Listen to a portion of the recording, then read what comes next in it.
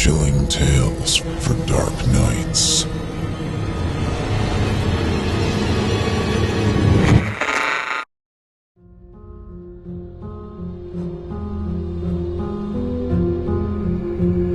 A game of flashlight tag. Written by William Dalphin. Performed by Jeff Clement. Featuring Luke Fischer and Steve Taylor. Audio production and music by Jeff Clement.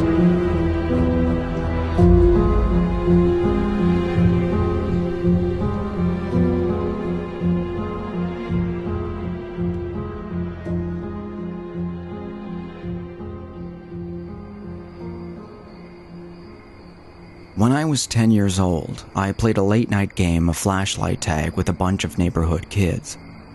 If you don't know what flashlight tag is, it's the same as tag, but you play it in the dark.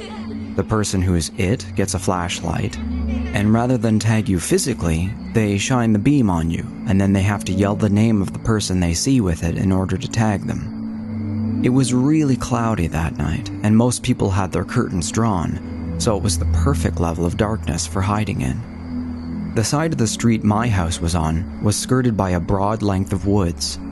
That was basically the boundary for our side of the game. You could run through any yard, even go across the street and run through their yards, but you weren't allowed to hide in the woods because it was too difficult to find anyone in there, and it was very easy to trip over tree limbs or end up with poison oak. Of course, this rule was frequently and flagrantly ignored when people got too close to being caught. They'd duck off into the bushes for a few seconds or run behind a group of trees to evade capture. I don't remember who was it at the time, but I was hiding in a backyard 2 houses down from my house. The family that lived there had a little playhouse for their daughter, a swing set, and a doghouse, but no dog. I would periodically duck into the doghouse whenever I saw the flashlight's searching beam approaching. Those of us trying to hide from the it person liked to spook each other in the dark by jumping out of nowhere and making each other scream, giving away our positions. I thought I knew where the it guy was, but I got comfortable hanging out on the swing set. Suddenly, a person with a flashlight came around the corner of the house and angled their beam almost directly at me. I leapt from my seat and ran for the edge of the woods. When I got there, I hovered in case they saw me and planned to yell at me for cheating. The beam of light seemed to explore the swing set where I had been, then came in my direction, but there was no sense of hurry at all to it, and I wondered for a second if maybe I'd attracted the attention of the homeowner. Most people on the block knew we were out playing flashlight tag, but you never could be sure that someone wouldn't get nervous if you stayed in their yard too long. So I crouched down in the grass and waited to see who it was. They shined the light right in my face, and I tried to cover it with my hand to avoid identification. The creepy thing was, they never said anything. They just shined that light on me. "You got me," I exclaimed, hoping that if it was a homeowner, they'd realize I thought they were the flashlight tagger. Then I realized that 2 houses down, people were yelling, and there was the it guy's flashlight chasing them around. I stood up and tried to see who was shining the light on me. They just stood there, not moving, not saying anything. I felt a little freaked out. "If you don't want us playing in your yard, I'll go tell them it's off limits, okay?" The person started walking toward me. Something didn't feel right, so I started walking toward the edge of the yard. The person just kept shining the light on me and coming toward me. So I ran. When I looked back, the person with the flashlight was running too, and they were an adult, much bigger and much faster than I was. I felt scared, not sure why this person was chasing me. I ran toward where the other kids had been, but they were gone now. It just seemed to be me and the person with the flashlight. So I turned right and ducked into the woods. I dropped to the ground and shook some nearby bushes in an effort to confuse the person, then shimmied under a ring of thick bushes and curled up. I saw the flashlight in the woods nearby, looking around. I heard the person's footsteps breaking sticks and crunching on pine needles. I didn't know what was going on, and I just wanted to get back to all the other kids. Eventually, the flashlight wandered deeper into the woods and I crawled, quiet as a mouse, back to the edge of the trees, and then got up and ran toward the street. I was immediately caught by the person who was it, but I didn't care. He yelled loudly that I was now it, and I tried desperately to tell him that there was someone else with a flashlight wandering around in the woods, but he took off in the dark yelling, "No tagbacks!" Don't go in the woods! I yelled, but no one responded. Of course, anyone who heard me had probably just assumed I was talking about not cheating at the game, but I was sincerely worried about the adult stranger wandering around in them. Of course, now I had a flashlight of my own, so I thought I should go and see if I could find out who that was, just to make myself feel better. I went back behind the house I'd come from, and a bunch of laughing shadows scampered out of sight into neighboring yards. I ignored them and headed straight for the trees. I couldn't see any other light in there, so I thought, maybe he went home. I didn't know if it was a man or a woman, but I couldn't imagine any women trudging through the woods at night. So I went about playing the game again, albeit anxious because of the lingering thought that there was someone wandering in the woods who didn't seem to be playing the game with us. I ran across the street and chased people through the backyards there, but after a while I found the lots empty and realized that they must have gone back across the street. I ran back over and was exploring the Beach's backyard. Mrs. Beach had a clothesline with a bunch of drying sheets on it, and her daughter Charlotte liked to hide among the linens and stay close to home in case she got too scared of the dark. She was only a year younger than me. I thought I heard something at the tree line, so I went over and was waving the flashlight around into the woods. Stay out of the woods! I remember yelling. I waved the flashlight back and forth a couple more times, then saw someone off in the distance. I held the light on whoever it was. They were about 20 yards into the woods and hard to make out, but it looked to me like Charlotte. Charlotte had brown hair that her mother insisted on keeping shoulder length. We always dressed dark for flashlight tag, and Charlotte liked to wear a deep purple sweatshirt, so it was usually easy to tell when you'd found her. Charlotte, I see you! I yelled. She just stood there. I continued to hold the light on her and call her name, but she didn't seem to move. She stood there, partially obscured by a tree, and looked at me. The distance between us was enough that I couldn't see if she was blinking or not, but she had her head propped at an angle, like she was looking around the trunk at me, with her mouth hanging slightly open. Every now and then she sort of twitched or squirmed. It was a real freaky kind of movement. Charlotte, come out of there! I yelled. Everybody! Charlotte's it, but she won't come out of the woods! Some kids, including my friend Dustin, appeared behind me and formed a chorus, yelling at Charlotte to come out. Do you see her? I asked. Yeah, she's over behind that tree. Charlotte, get over here. Dustin shouted. But she wouldn't come. Charlotte, are you okay? Get over here, dummy. Charlotte seemed to stand up straighter than before, and then disappeared suddenly behind the tree. We could hear movement, but it seemed to be going away rather than toward us. Dustin started shouting Charlotte's name again and trudged into the woods after her. Before he got too far, I grabbed him and gave him my flashlight to take with him. I was scared again, because this all seemed surreal. While Dustin searched the woods, I went to Charlotte's house and knocked until her father answered. Mr. Beach, Charlotte won't come out of the woods, and I'm worried about her, I told him. I wasn't sure if he'd take me seriously, but he rolled up his newspaper and disappeared into the closet behind the door for a moment before returning with a huge flashlight strapped to a car battery. Show me where she is, he told me, so I led him to the woods and pointed to where I'd seen her. She was right there, I said. By a tree, but she wouldn't come out, and she was acting like she was sick or something. A bunch of the other kids kept calling Charlotte, and I could see Dustin's flashlight beam moving around through the trees. Mr. Beach went in after him. They explored the woods for a good 15 to 20 minutes, and Mr. Beach started to get real angry.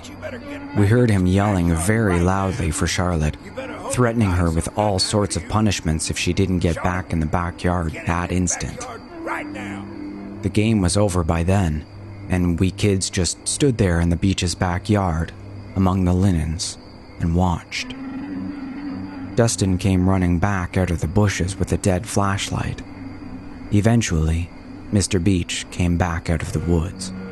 Game over, kids, he said. Get inside. Ask your folks if they can help me and bring flashlights. We all ran back home. My dad went out with 3 different flashlights. My mother went and turned on all the lights in the back rooms and opened the curtains and shades to help illuminate the backyard. I sat on the couch, all upset, and she eventually came back and hugged me. And she sat with me while I told her about the person with the flashlight chasing me, and how I thought maybe Charlotte had run into him. Mr. Beach had gone inside and called the authorities to report a missing child. The police brought huge lights and did a march through the woods, checking very thoroughly. But they didn't find her. My mother told my dad what I'd told her. He told an officer, and I ended up giving a statement. They went to the house 3 doors down and knocked, but the folks that lived there had been asleep and didn't know who would have been in their backyard. The police asked all up and down the neighborhood, but nobody claimed to know anything. The other end of the woods came to a back road mainly used by logging trucks. They found Charlotte 2 days later, on the other side of that logging road, at the bottom of an embankment that ended at a stream. She'd been stuffed into a drain pipe. Her neck had been broken, and she'd been stabbed multiple times afterward. My parents weren't the ones to tell me about it. They thought it would upset me. I heard all the details from Dustin at school the next day. That night was the most awful thing our town had ever experienced. On account of what happened to Charlotte, the police blocked off the logging road and spent months tracking down loggers and truckers who frequently used it. There was a curfew for months, and we were told not to play flashlight tag anymore. We didn't argue. What leaves me shaking to this day is the memory of Charlotte's face hanging out from behind the tree, looking at me. Sometimes I wonder if at that moment I had witnessed her death. And I wonder if it had almost been me.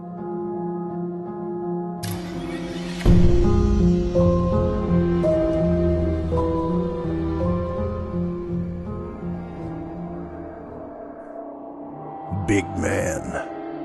Written by Charlie Davenport. Performed by Brindolyn McNair. Featuring Michelle Ragsdale, Nate Hawkins, Benjamin Lisman, John Evans, Jason Hill, and Otis Jiry.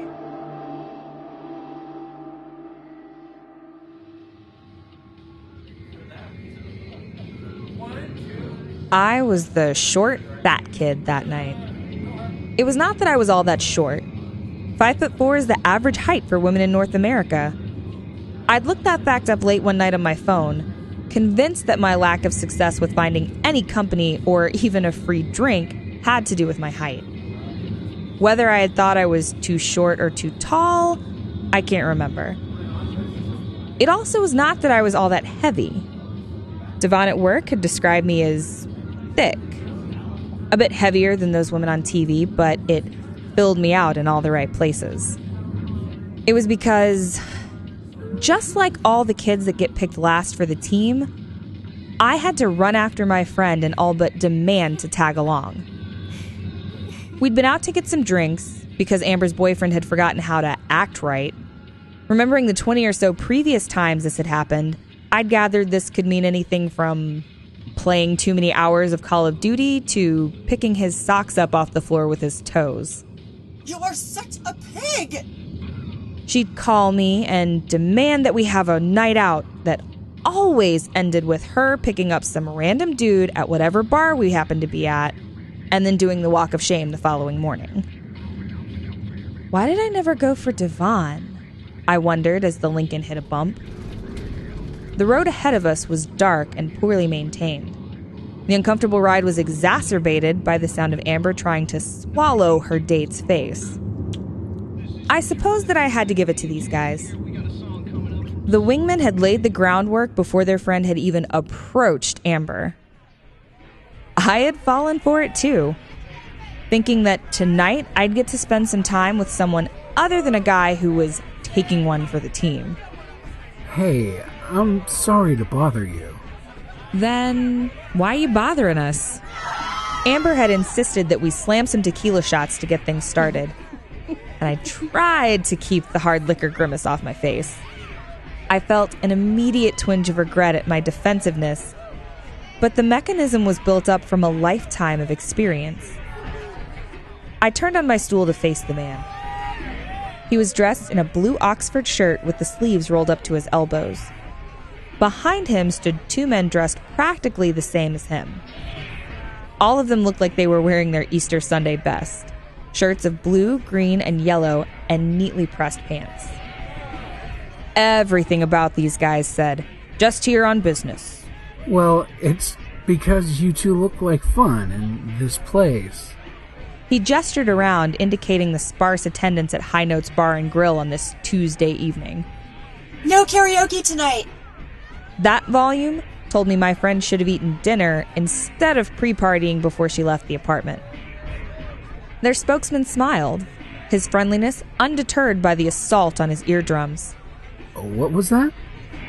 Amber had dialed it back and managed to drawl a bit and sound cute. Karaoke is the big draw here. Big crowds. I felt myself drawing back inward, already conceding defeat against Amber's bleach-white teeth and Barbie doll boobs. "Oh," was all the man said to Amber. Not the kind of treatment she was used to. And then turned back to me. My name's Lucas. Shame to miss it. What? The karaoke. The voice went off again like a halftime cannon, and I would have to admit that I felt a slight tingle deep inside me when it did. I like karaoke. The other guys in their dress and demeanor could have been accountants, lawyers, or salesmen. This guy wore a white Oxford, but looked like a man that worked with his hands.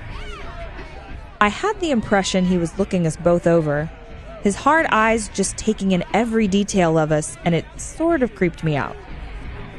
It was just as well he'd settled quickly on Amber. That alpha male type was always her default pick anyway. He really does. Lucas touched my shoulder. How about you? Got a go-to song? I admitted to living on a prayer, knowing that it was cheesy and officially for old people. You know, like born in the 80s old. So, what are we drinking, ladies? The man in the green shirt looked first at Amber and then me with the same liquid, lustful eyes. This man was up for it, whatever it might be. He must have bought me and Amber a half-dozen drinks each that night, and always threw in some line like, "All it'll cost you is a smile." From any one of the slack-shouldered regulars at High Notes, this attention would have been unwelcome. In fact, it'd be flat-out creepy. What set this guy Jacob apart was that he was hot. All chiseled looks and smoldering eyes. Too hot for me. You ever have Asaito tequila? It's made in this tiny distiller in Jalisco. The guy in yellow sounded like a drive-time DJ or the movie phone guy. Will, I think his name was? When I stared back at him blankly, he informed me that Jalisco was in Mexico. I don't know if I seemed more country mouse than Amber, but his attention was almost always on me, and he was trying real hard to come off as, too cool for the room. Then there was Lucas. Something about him made me feel comfortable. He never once looked at Amber, or seemed the least bit interested in her, but I caught her looking over at us. He's perfect. Then she went back to pressing herself as tight as she could to the big man. Through the shots that were bought and the bawdy stories that were told, I watched as a gap between them slowly vanished, and I don't think I heard a single word exchanged between the two of them. Just like Lucas hadn't taken any notice of Amber, the big man had never again looked my way. At some point, all the beer and tequila took its toll, and I excused myself to the ladies' room. When I came out, the big man and Amber were heading to the door. Trailing behind them was the entire entourage following their leader out the door. Even Lucas. His face was blank, and he didn't say a word to me. Not even a token request for my number so he could get in touch with me the next time he was in town. Hey! I was being left behind. I fought off the sting and followed them out. They were piling into the old Lincoln out in the parking lot, and I was very aware of the humidity on my skin. I think I'll get a cab or something. I didn't think anyone would actually care, but there was the sound of suction being broken, and then... No! We came together, we go together, girl. Get in here. I wondered, not for the first time, if this was part of it for Amber. She'd been picked again over me. And so however bad things were, her life was not as bad as her dumpy friends. Was my misery part of this victory? Part of the trophy? Oh, come on, the night is young, but it won't be any fun without you. Lucas called from the back and smiled warmly at me. I wondered if I'd misread the whole situation. Had they just assumed I'd be coming along? Trying to muster up some form of dignity, I took my place in the back. The old beast rumbled to life, and we drove for a while down Main Street. But then the car turned left off of Elm, and we were moving along some back street I didn't recognize. The childhood warnings from my dad about getting into cars with strangers came back to me. Lucas must have seen the worry on my face because he told me they just wanted to stop by their hotel and change out of their business clothes before heading out again. Where are you boys staying? Tyler. That's like 2 towns over. We had our meetings over there, but the client wants to meet up for some hunting out this way, real early. Hunting? You guys don't seem the type. I'd noticed that Lucas had an accent different from the others. Almost familiar. The rest all had that muddled, almost Midwestern, almost Californian, anywhere America accent. City boys, you mean? Well, these guys have never been out hunting, but my dad took me duck hunting every chance he could. I think that's why they brought me along, to be honest. At least one of us has to look like he knows what he's doing. Do you enjoy it?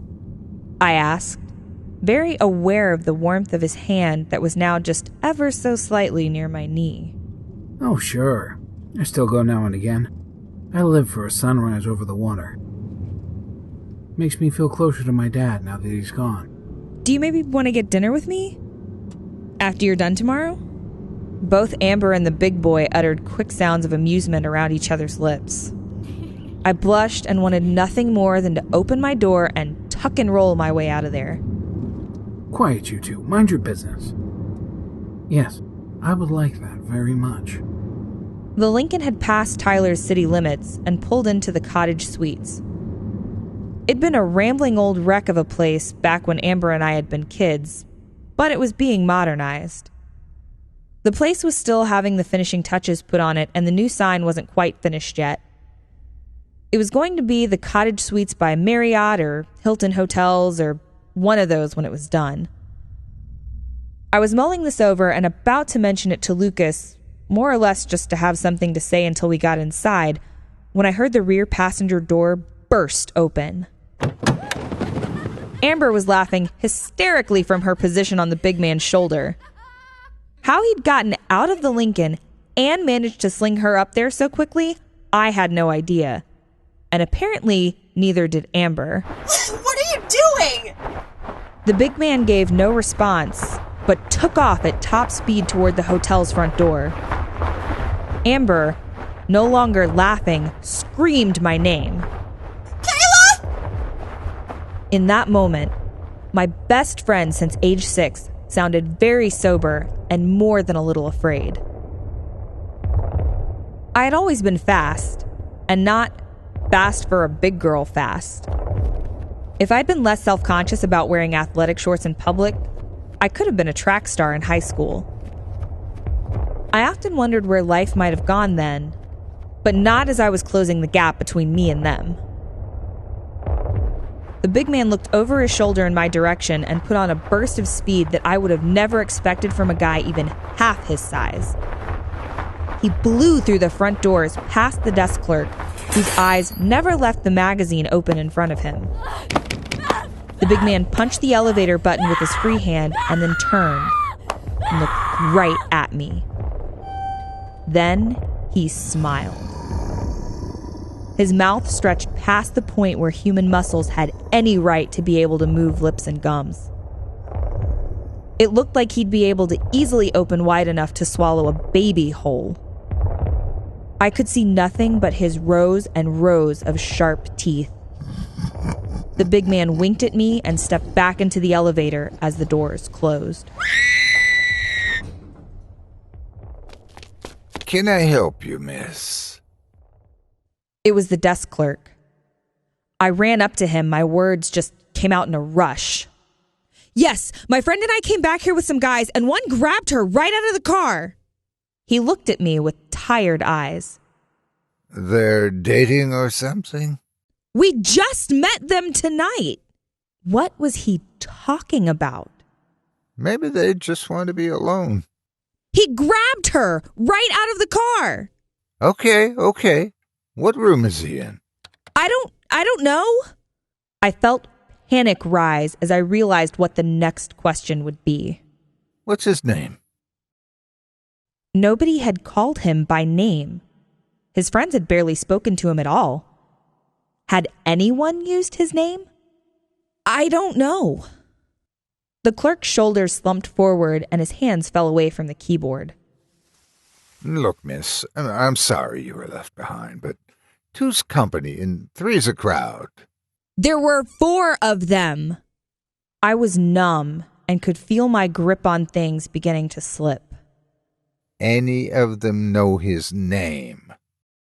I turned back to the parking lot, and in that same distant corner sat the Lincoln, the passenger door still open and the dome lights on. Call the sheriff, I said to the clerk and stormed towards the car. Miss! You call the sheriff! I slammed the fancy glass sliding door with my fist, hard enough to make the whole thing rattle. The police would tell me later that when the clerk called 911, he told them they had a hysterical woman, drunk or high he didn't know for sure, running around the hotel saying someone had been kidnapped. Lucas was still seated in the back seat of the old Lincoln. His head was turned away from me, and he made small noises now and again, sounding as though he were humming a tune or just muttering like a loony on a bus. I caught an earthy smell, and in the front seat I saw a pair of dress shirts crumpled above khakis and sensible shoes on the floor. That struck me as weird, but I had other things on my mind. "Hey, where did your friend take Amber?"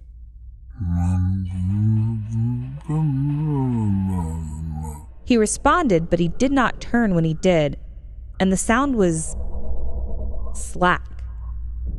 It wasn't a question or a statement, but kind of a moan.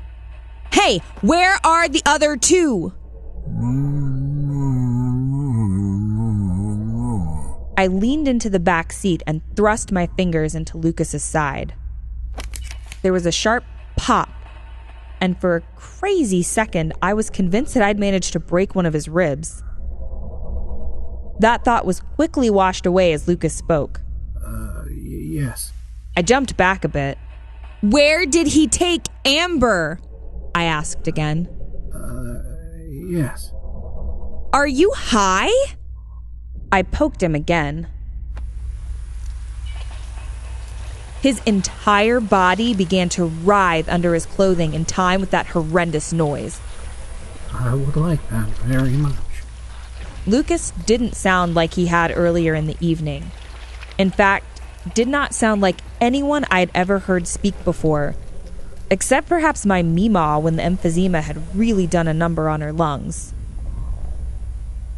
He turned towards me, leaving a smear of sludge against the back of the driver's seat, his jerky motions having driven his temple against it. Sunrise.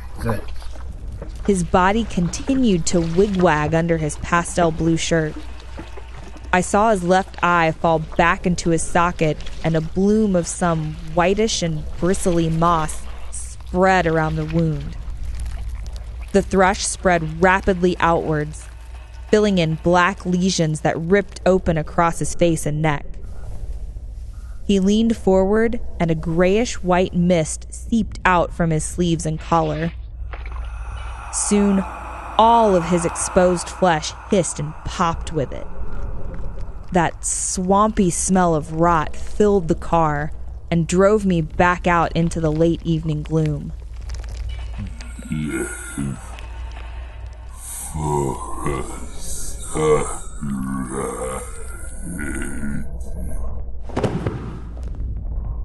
Then he collapsed forward onto the back seat, one hand stretching out towards me.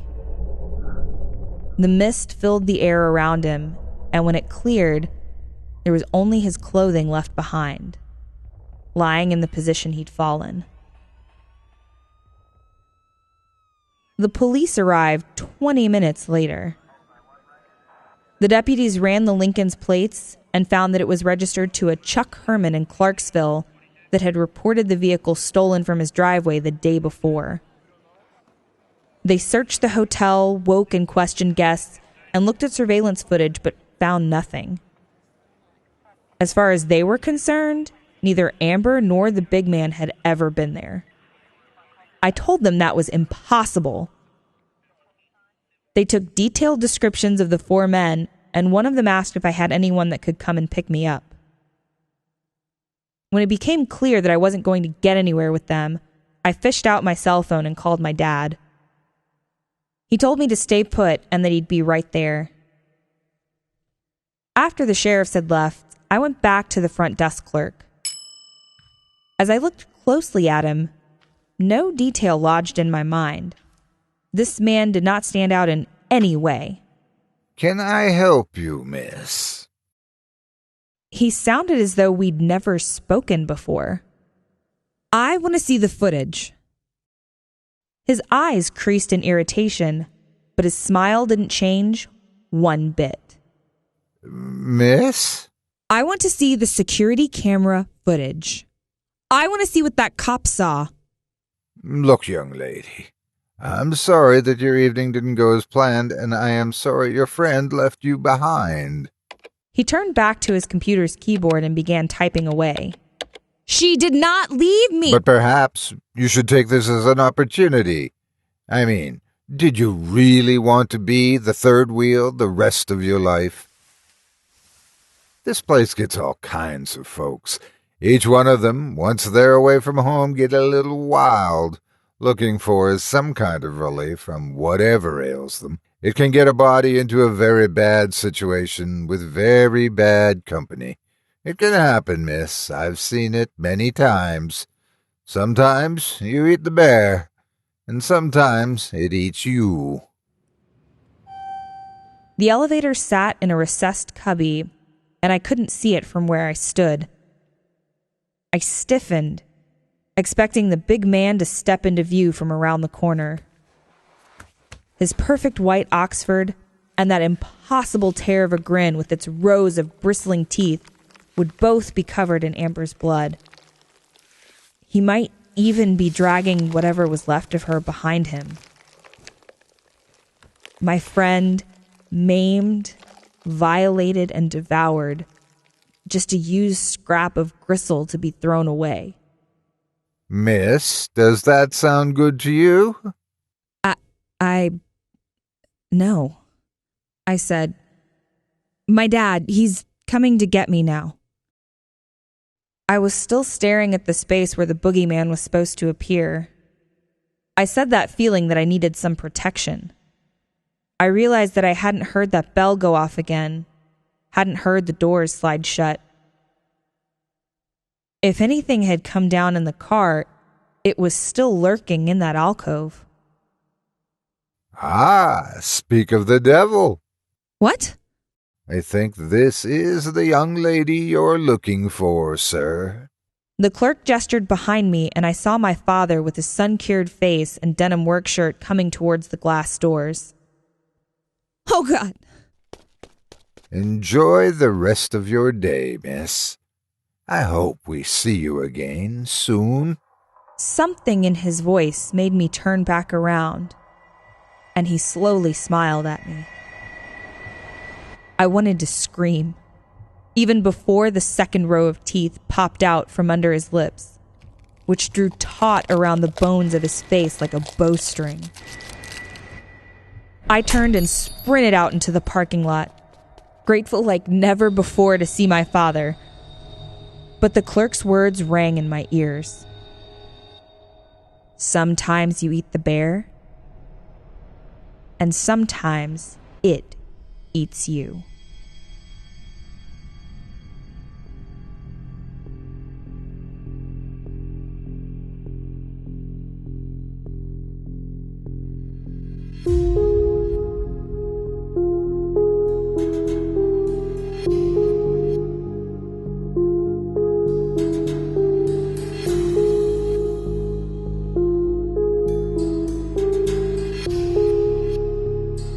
Terminal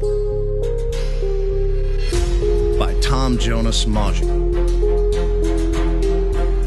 Narrated by Jesse Cornett.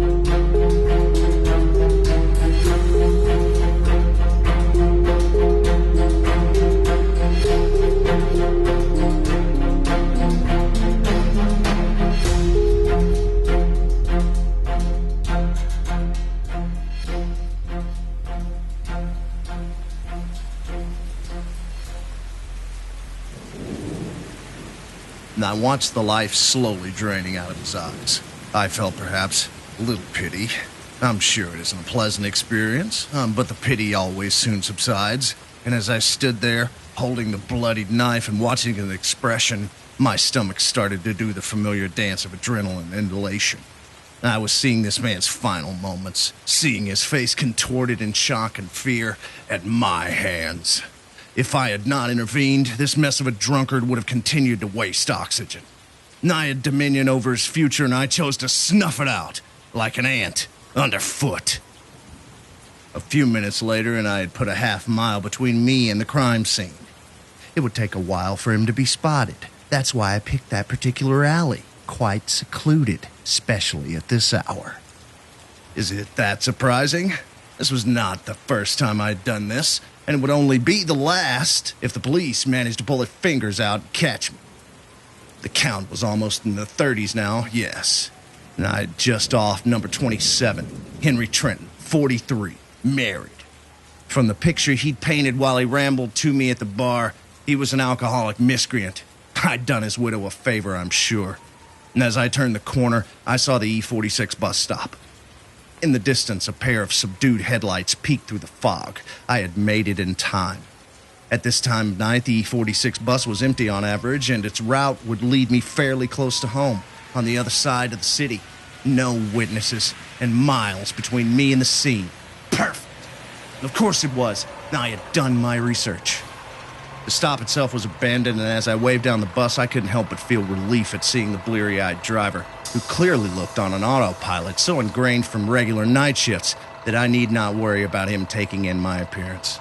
And if they pulled him into a facial composite of me, it would probably resemble a Picasso. I duly paid my fare and shuffled to the back of the bus, where if I was so unlucky as to receive fellow passengers, they would not be able to observe me. The cold night air had chilled me slightly. I was glad at the meager warmth the engine blew into the back seat. The freezing hands that had guided 27 to their death gripped the cushioning like a vice in an attempt to reawaken. I let out a small sigh. The adrenaline was wearing off, and like a junkie from the high, I was crashing again. The physical effort of walking so fast, coupled with a seasonal temperature and a late hour, all worked against me, and soon I felt myself drifting into sleep. And a face swam into view behind my eyes. My first kill, a university friend by the name of Sam Daly. It had begun like many other nights at university. The social crowd had decided that because by that evening the last exam for the year had been either nailed or failed, this merited celebration. In university terms, this meant drinking. Lots of it. The gang had been traipsing from bar to bar now for 3 or 4 hours, and I have to admit, I had never found being blind drunk that appealing. It became a spectator sport for me. And I saw how these people who hours before had been hurriedly scribbling for their future, now society's clowns, bereft of decorum and killing brain cells in the process. Sam Daly, of course, was one of them. But he was the only one who'd managed to puke on me, and as such drew my disgusted attention. It was like watching a baby, or perhaps the very old, so feeble and helpless, barely able to stand. I struggled to comprehend that here before me was a 19-year-old man as he attempted to follow the straight lines of the pavement. What purpose did he have if this was what he wanted to do with his life? Was it even worth living? At around 1 a.m, the group disbanded on the side of a large main road, recently ejected from a bar that realized even they must have standards. I elected to walk home with Sam, with a mixture of repulsion at his state and a strange attraction making me unable to not observe him. Something in me felt empowered to be leading this bewildered child back to campus, because that dependence could be abused. Maybe Sam could be taught a lesson about the overconsumption of alcohol and lack of control. It was when we reached a train crossing about a half-mile from Hall's that the urge was unbearable. All night, this juvenile drunkard had poured poison into his body for no other reason than to achieve a state of complete obliviousness, to lose all sense of control, responsibility, or safety. His life could depend on the toss of a coin, and he wouldn't know it. As the lights flashed red and the barriers came down, I briefly scanned both ways. I could see no one, not even CCTV. I observed this baby in my charge. He looked almost asleep while standing, muttering nonsense under his breath. If I were to do this, it would be now. And I raised my foot swiftly and kicked him hard in the small of his back in one quick movement. Sam was still trying to react well after he had hit the floor. The forward motion had carried him well into the crossing and positioned it between the tracks. Trying to register what had happened to him was eating precious seconds he didn't have. And on all fours, his head slowly came up to look at the glaring light, feet from him. Slow realization, that shock and horror painted clearly on his face. It was everything.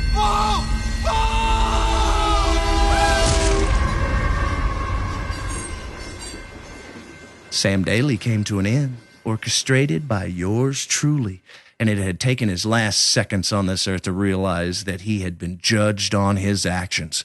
My judgment may seem cruel, but it is just. That night I realized that these people were gambling with their lives and those around them every day. All I would be doing is tossing that coin and calling heads. cold draft sneaked into my shoes as I shivered awake. Still on E46, still returning home from number 27. I checked my watch to see I had only been asleep for a few moments. But as I had recalled the unfortunate Mr. Daly's last seconds and reveled in that look of shock, it had felt like forever. The draft was coming from the open doors of the bus. I sank down into the seat instinctively. I could only catch a glimpse of another passenger boarding before my view was limited. This was irregular, but not impossible. It was far more important they not see my face than I theirs, so I allowed them to sit and face the front before I could settle normally again. Time passed seemingly more slowly with every minute. I succumbed to the numbing sleep that my body craved. Here in the swirling dark abyss of the unconscious, faces swam into view like bodies floating to the surface. I recognized all of these pale ghosts that resided here. My trophies. All of them frozen in the exact moment of shock at the judgment that they never saw coming. This gallery of the damned still called to me from beyond the grave. Left them, I thought. At least they could do no more damage to themselves or others there. Of course, I smirked at that thought. Most people may consider it noble to remove someone from the planet if they were such a cause of damage, but I was hardly cape and spandex material. Sure, these people were drunks, liars, and abusers, but their families were scum too.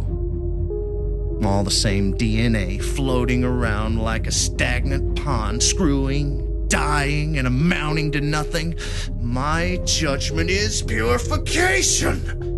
I set them free from the pond, but unfortunately gills don't work so well above water. I like to think that maybe my actions are the yin to their lives' yang, and when they die, the balance is restored. If I believed in an afterlife, they'd be thanking me for the absolution. The sound of the hydraulic brakes hissing air into the freezing night pulled me back to the here and now. As my bleary eyes opened once more, my first thought was that I had slept until the next day somehow. The artificial lights above as bright as the sun to my drained vision. The second and far more terrifying fact that had led to this conclusion was that the bus now carried upwards of 10 passengers. Not good. I registered a very brief inventory of the bus's contents. Several men, a few women. Most seemed to be asleep or resting against the windows. Concerning, but again, not a worst-case scenario. I was clearly pushing my luck with this getaway. Next time, no mistakes. Spasms shot through my hands, bringing my thoughts back to the here and now. They were ice cold. What I wouldn't give for the warmth of home. A sentiment I would be singing in my heart until safe indoors once again. That hiss of the bus again, like wheezing laughter. As it began to pull away from the latest stop, it could have been mocking me after all. A new passenger had joined us. One made it harder to bear with the sluggish movements of what was clearly an inebriated gentleman clutching a bottle in a brown bag, a certified wastrel. I had taken a few of those in my career, I chuckled inwardly. Unfortunately, the thought brought little warmth, and so I clutched my hands inside the arms of my coat. I would try to ignore both the temperature of the drafty old bus and the travelers that, like it or not, were my companions for now. Duncan Jones. Yes, that was him. Number 20. He had been the closest to giving me away, and hopefully he would remain so forever. My uneasy sleep conjured the memories of that night 6 years or so ago and tried to make me recall them. I batted them away as best I could. I had had enough of the ghosts in my head to last tonight at least. Visions still tried to permeate my thoughts. Duncan's bloody run back into the nearby bar. The exclamations of the patrons inside, and the fear I had felt being caught. I had come so close, and pure adrenaline had got me out of the situation and home again. By the time I had locked my door that night, I was a hyperventilating mess of sweat, shaking violently. Was I having a similar panic attack now? I couldn't be sure. But I definitely had an elevated pulse and a slight tremor in my hands. Since waking, I now counted 20 or more on the bus, all sat before me, all facing ahead. My nerves were shot. This was not part of the plan.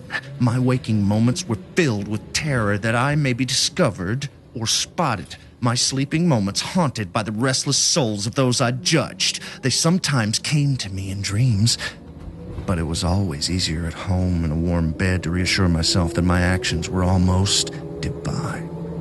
And I had the power to take away gifts that had been abused or wasted. I could turn a scoundrel's evening from the bottom of a bottle to a slit throat, and I could get that look of shock. Why? Why? Well, why not? I will send as many of you to death for your behavior as I choose, simply because I can. Sam Daly knew it as he stared into the eyes of that faceless train. He had failed in his short, sad life. Henry knew it too. I had both met for the first time and entered the life of Henry Trenton this very night, but I knew of him sometime before that. I keep my eyes on the papers and news releases for undesirables who flit in and out of prison. Clearly no ambition other than to waste their lives away in a cycle of destruction. Henry appeared to tick all of my boxes. He was a reported alcoholic and had a long career of violent crimes. I took the time to casually stalk his home address and found a litter of delinquent children and a battered wife who manned that lonely fort, while her husband was across town in a dive, opening up to me about his pathetic old lady. So she somehow tolerated him. But I found I could not afford him that same luxury. I was sure that days from now, when this episode was over, I would feel satisfied with my decision. But that was far from now. This bus creaked and tore through the misty night with seemingly no end, and I finally submitted to the desire of wishing I had never left this evening. I had seized a brief moment of lucidity and decided a glance at my watch would prove productive in easing my tension. I had almost managed to lift my wrist up to do so when I immediately ceased moving, perhaps even breathing for a while too. The bus was pulling up to the stop I had got on from. There was no mistaking it. I had meticulously picked this stop. The now familiar but by no means friendly wheezes of the bus allowed the doors to open once more. My panic was setting in again, and my vision became patchy as a result. I tried to lift my wrists once more, but they were somehow an infinity below me, frozen to the chair as if bound with rope. The passenger who slowly hobbled on wasn't immediately remarkable, but as I attempted to focus, recognition set in, and my face must have shared that same look of shock as Sam and all the others. Henry Trenton had shuffled off this mortal coil and directly onto the E46. I glued my eyes to the worn floor of the vehicle, intently focusing on my shoes, the discarded chewing gum, and the bolts in the chair ahead. Anywhere but the front of the bus. I would stay this way until, well, I wasn't sure. But I would definitely stay this way for a while. Meanwhile, my mind raced. Was I delusional? Could I be? I had always prided myself on my intelligence, my intuition. I didn't feel delusional. My hands felt like they were really bound. The bristle of the abrasive rope burned my skin as I pulled against it. If I couldn't trust my senses, then all was lost. The footsteps I had been registering, but trying not to accept the existence of, were drawing closer. Henry wanted a seat, and all the others were taken. My mind both scoffed and sobbed in unison. I watched the deck as his shoes loomed into view, stopping just a foot or so shy of mine. The air was thick and oppressive, the hairs on the back of my neck prickling instinctively as I imagined his form if I were to raise my head. After an eternity had seemed to pass, I concluded that if such a nightmare would ever end, it might have to get worse before it got better. I was half right. I raised my trembling head to meet Henry's goldfish-like dead eyes. His face was how I'd chosen to remember it. Twisted and vile. The shocked look of the people I had judged all stared back at me in his rigid features. His mouth opened and he tried to speak, but his jaw flapped erratically, an undecipherable rasp escaping from the back of his throat.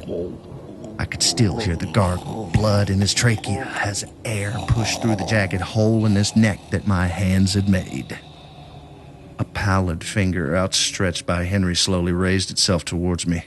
I felt the tip against my skin tentatively and was surprised at the warmth I could feel. In my Saturday cartoon Scooby-Doo ideas of ghosts, I'd expected a touch like ice.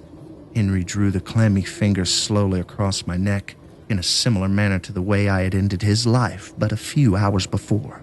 I could feel the heat spreading through me now like electricity. It wasn't just me.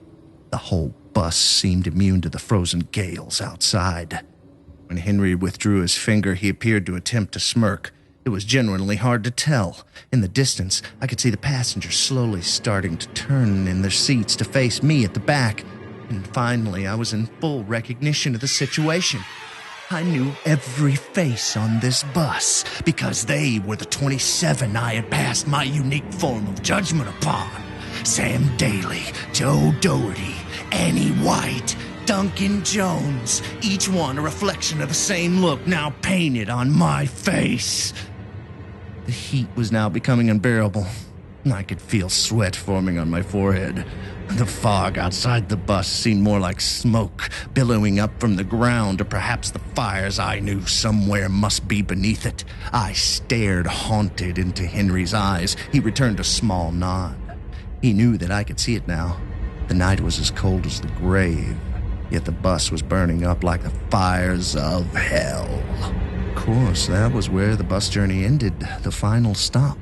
I had put every single passenger on the bus here, but their judgment was awaiting them at the end of the line, as was mine.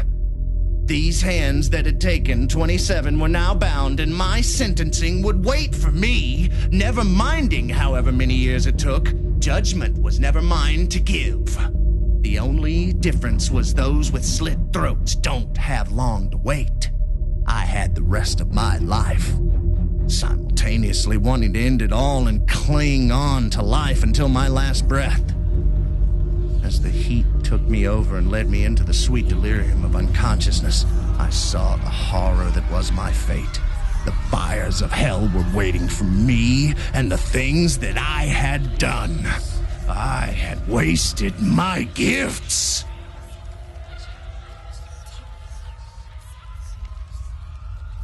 Awake and shivering, the watch read 7 in the morning. I was huddled on the back of the E46 with an overcast winter day bleeding through the windows and a hungover kind of feeling.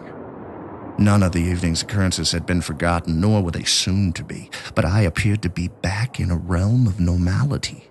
Carefully looking up through the side windows, I could tell I was in the bus station, the E46 parked at the terminal. I got to my creaking feet and as covertly as possible used the emergency door opening switch to exit the godforsaken thing. Clutching together for warmth deep within my coat, I avoided the questioning looks of early morning commuters as I made my way out of the terminal. I knew a bar that opened early that was fairly nearby. That is where I would go. After that, I was not sure. But perhaps a few strong drinks could inform that decision. In fact, I felt pretty confident I would not stop drinking all day, perhaps all week. It would take an awful lot of alcohol for me to come up with a convincing lie I could believe that would explain the rope burns on my arms.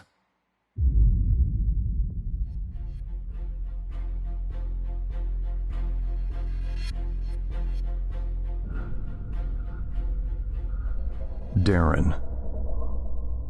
Written by Benny Harrington. Performed by Steve Gray.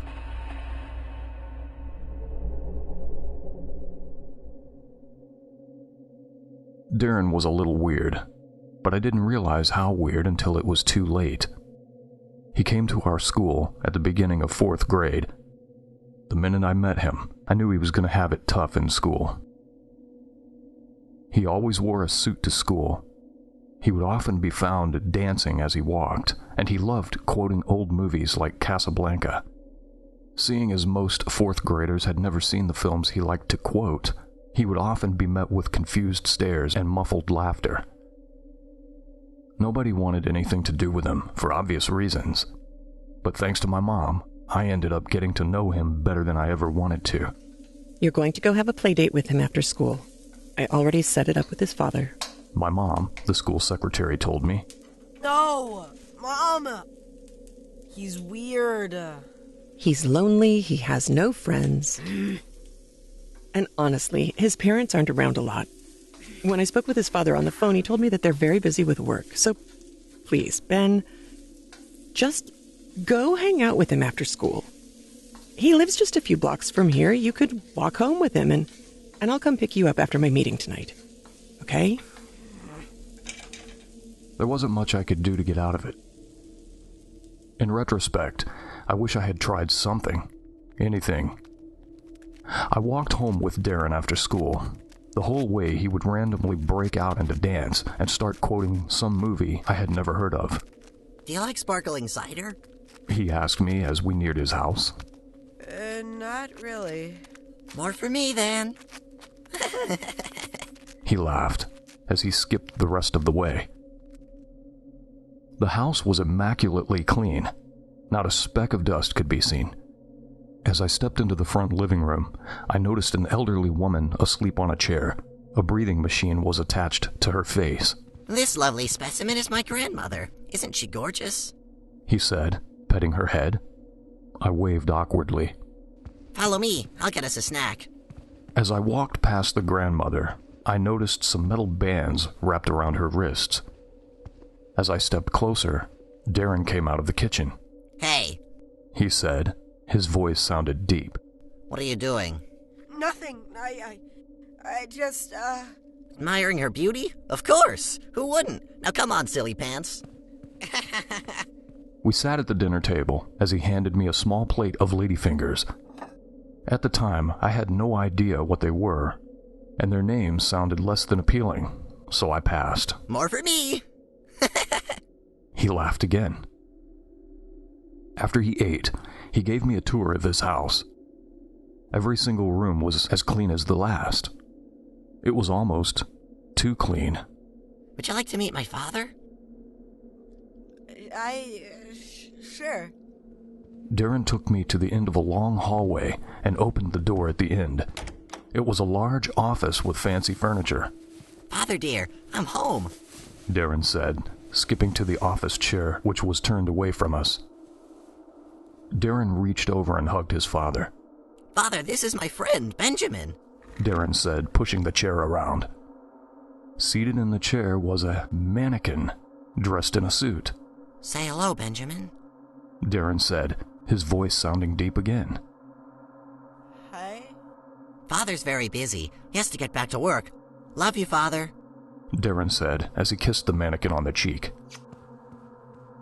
Darren led me out of the office and took me towards the garage. Now we can meet Mother. He opened the garage door, and standing near the washing machine was another mannequin. Oh, Mother, it's me, your Snooky Poo. He laughed as he ran to the mannequin. He turned it around to face me. Is she not the most beautiful thing you've ever seen? Don't be rude, Benjamin. Yes, she is. He hugged the mannequin and ran back towards me. Let's go watch movies, he said, grabbing me by the arm. The next 2 hours were spent watching a black and white movie. Darren laughed hysterically through the whole thing as I sat on the far end of the couch, praying to God for time to go by faster. Finally, I heard the doorbell ring. I sprinted down the hall and threw the door open. Mom! I said, hugging her tightly.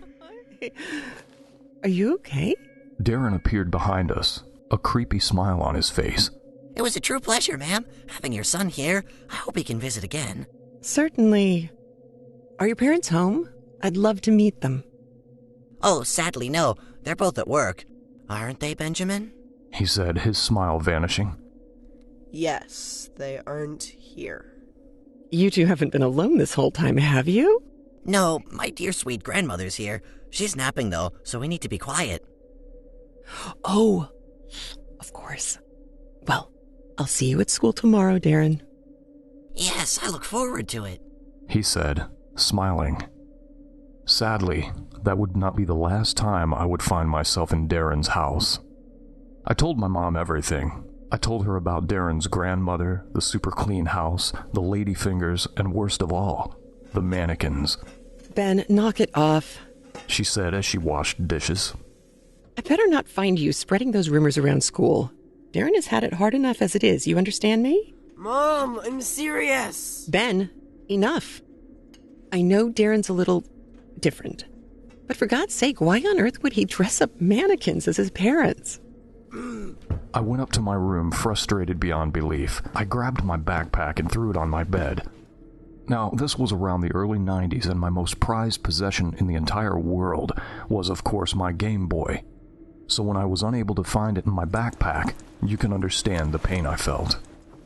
I turned the entire house inside out looking for it. I knew for a fact I had taken it to school that day. I remember playing it secretly at lunch. Then it hit me with the force of a truck. Darren. The next day at school, I watched as Darren danced his way to my desk. Benjamin, I had such a fun time yesterday. Can you come over again? I looked around, hoping no one had heard him. I can't, I said, avoiding eye contact. Darren's smile vanished.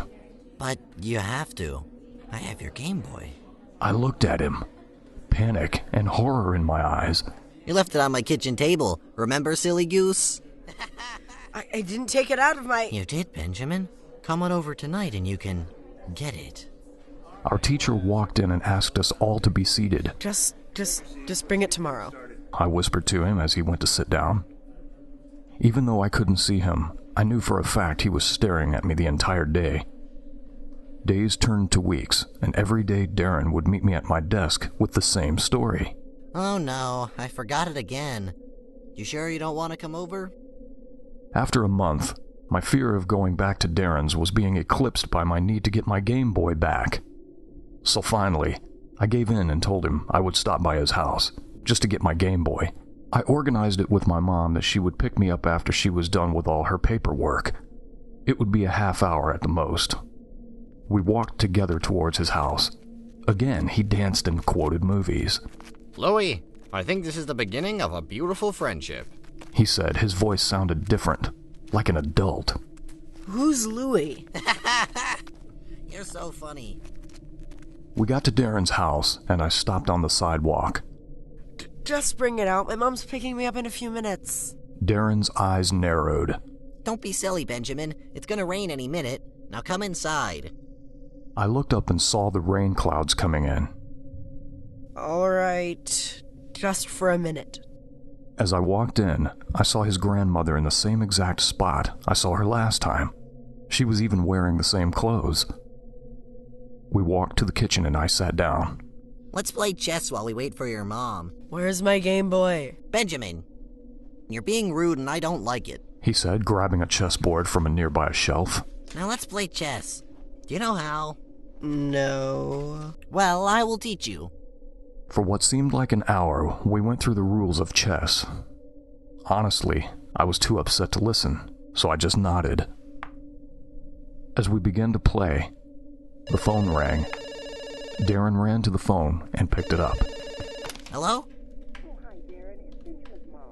Oh, hello, Benjamin's mother. Yes, is Benjamin there, Darren? Oh, yes, he is here. Yes, I was wondering, honey, if Ben could stay a little longer. Of course he can stay for a bit longer. Is your father there, honey?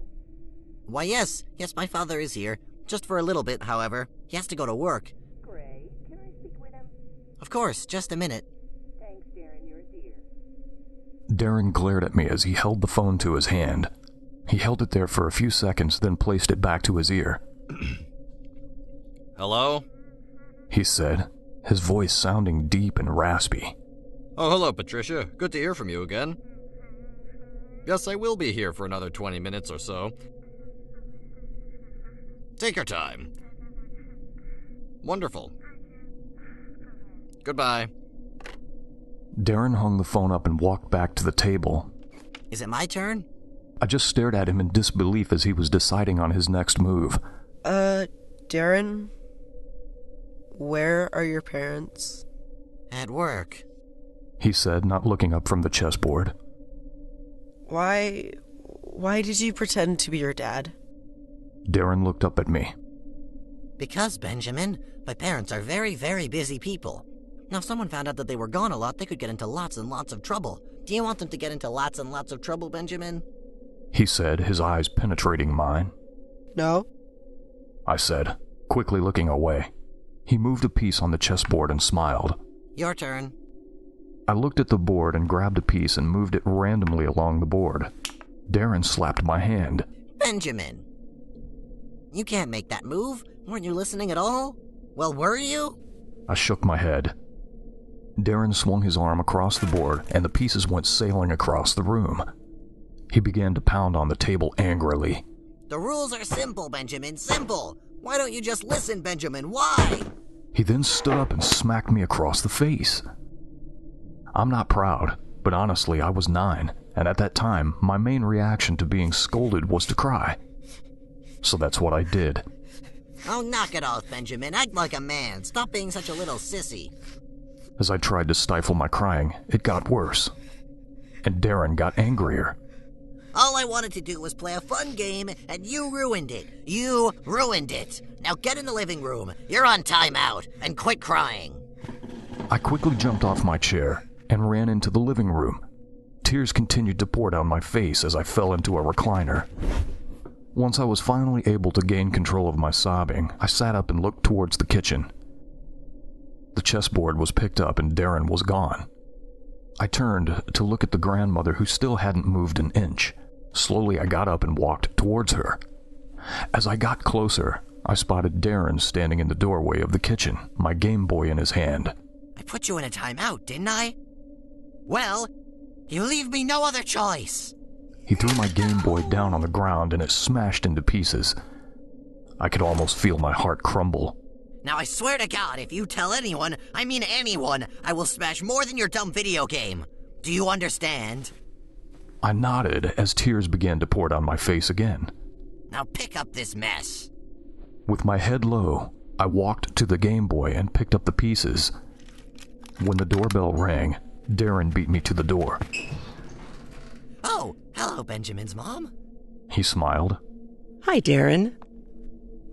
Ben, what happened?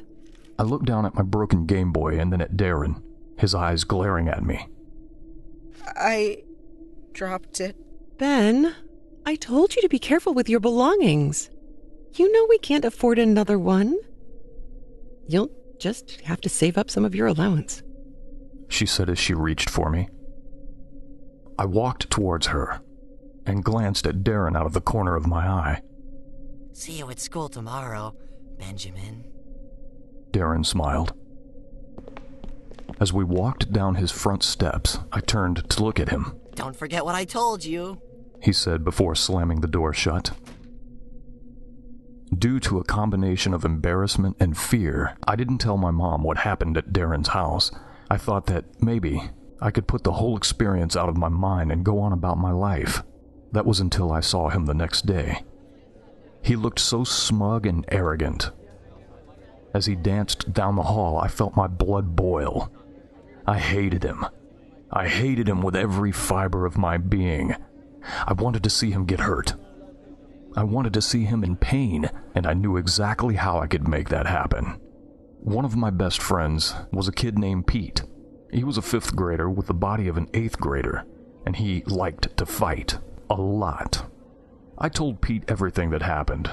Well, I manufactured a few details to make sure no one knew I had spent 2 afternoons in Darren's house. Pete looked across the playground at Darren, who, unsurprisingly, was skipping along the sidewalk. That little punk broke your Game Boy. I'm gonna bash in his face. I couldn't help but smile. Tell him you'll meet him behind the trees during our next recess, Pete said, patting me on the shoulder. For the first time in days, I spoke with Darren. I told him I wanted to talk to him during recess behind the trees. He seemed hesitant at first, but I told him I wanted to talk to him about what old movies I should watch. Oh, wonderful. I'll compile a list. During the next recess, I stayed as far from the trees as I could. After the bell rang, I was the first in line to head back inside. We all heard the commotion first before we saw it. One of the teachers was dragging Pete by the arm, a big smile on his face. Another teacher was walking behind them with Darren, his eyes swollen shut, and his lip puffy and bleeding. Pete winked at me as he headed inside. I couldn't help but smile. That's when I noticed Darren staring directly at me with his good eye. Pete ended up being suspended for a week. As for Darren, he started to act different. He stopped dancing down the halls. He stopped quoting old movies. In fact, he stopped talking altogether. At recess, he would sit by himself on the bleachers. During class, unless called upon, he would sit in the back of the room, not saying a word. A week or two passed, and I thought the nightmare was finally over. One morning, Pete called me outside to show me the new bike he got for his birthday. I almost didn't get it since I got suspended, but luckily my mom caved. As I marveled at his new bike, I spotted Darren out of the corner of my eye. He was staring at us from behind a tree. As I was about to point him out, he disappeared behind it. After school, come out here. I'll do a wheelie. Darren didn't come to class that day. When I asked my mom about him, she said his dad called and said he was sick. After school, my friends and I met Pete out front. It sucks. I can't find my helmet. I had it in my backpack. I know it. Come on. You don't need your helmet. Just show us the wheelie. My other friend Jesse said. Okay, hang on. He pedaled the bike down the sidewalk and turned it around. He then began to pedal as fast as he could. As he neared us, he pulled up on the handlebars. As he did, the front wheel of the bike came off and rolled into the grass. I could almost see the panic in Pete's eyes as the bike came back down and the fork dug into the concrete. He flew headfirst over the handlebars right into a parked car. A crossing guard and a teacher both saw it happen and rushed over to him. As we got closer, a group of teachers pushed us out of the way. Through the chaos, I could see Pete's head. Blood gushed down his face. I turned and spotted Darren behind the same tree again, a maniacal smile on his face. That night, my mom came into my bedroom, a solemn look on her face. Pete's in the hospital. He hit his head really bad. Is he gonna be all right? Hopefully. He's going to be in the hospital for a while, I think. You see, this is why I tell you to always wear a helmet. But Mom, Pete had a helmet. I think Darren took it, and I think Darren broke his bike too. Stop it, Ben. Knowing that she would never believe me, I used the only weapon at my disposal. Tears. I sobbed as I told her everything. About the game of chess. How Darren yelled at me, how he hit me, how he smashed my Game Boy. My mom just stared at me blankly for a few seconds, her mouth open in horror. My God. I am calling Darren's father. No, Mom, please don't. Ben, it's okay. I will make certain he never lays a finger on you again, she said as she stormed down the hall. I tried to stop her, but she was unstoppable. She was a mom on a mission. Mom, listen to me. Darren pretends to be his dad on the phone. I saw him do it. He did that the day I was at his house. She stopped dead in her tracks and looked at me. Are you serious? Yes. I can't believe it. He's been tricking me the entire time? She said, rubbing her face. She then turned on her heel and headed into the kitchen and grabbed her purse.